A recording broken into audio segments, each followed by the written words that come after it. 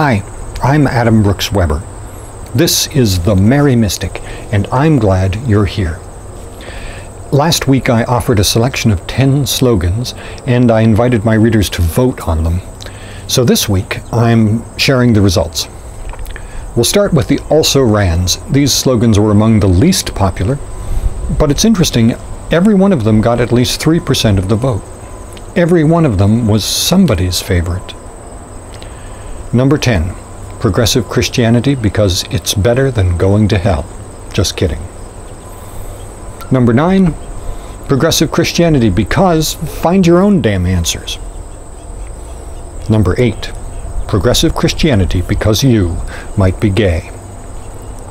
Number 7, progressive Christianity because everybody makes mistakes except us. Honorable mentions go to these 3 runners-up, which got at least 7% of the vote each. Number 6, progressive Christianity because we're not judgmental like those other churches, thank God. Number 5, progressive Christianity because the Council of Nicaea was like 1700 years ago. Number 4, progressive Christianity because God is not a genocidal guy in the sky with a fondness for the smell of burning cows and a serious anger management problem. At least we hope not. The winners were, in the 3rd place, progressive Christianity because science. Just saying. And tied for 1st place, with 26% of the vote each, were these 2 slogans. Progressive Christianity because Jesus wasn't all that interested in what we believe, or so we believe.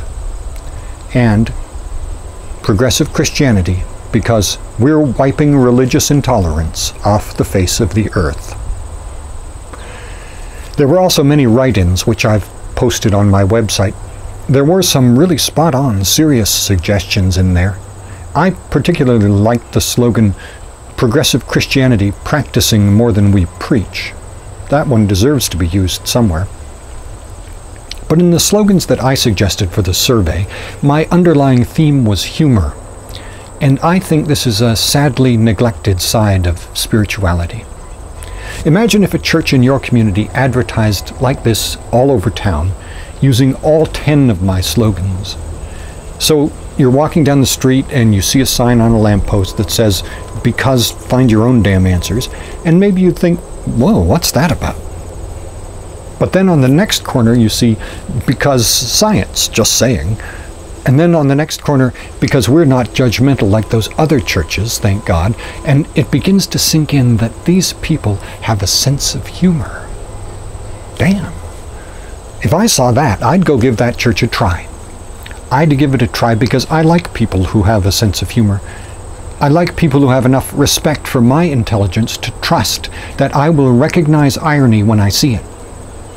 I particularly like spiritual people who can yet laugh at themselves, like, say, the Dalai Lama or Archbishop Desmond Tutu, men whose spirituality and hard work and suffering have not robbed them of their ability to find the humor in their own humanity.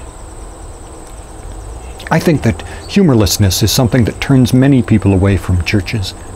And that goes not only for sternly judgmental fundamentalist churches, but also for tirelessly earnest progressive churches. They're afraid to say anything funny or shocking or controversial, and that makes them boring and anodyne.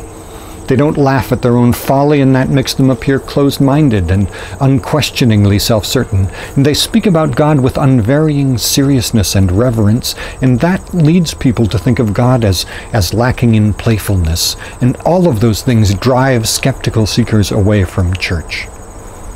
So look, I'm not saying that every line in church has to be a laugh line.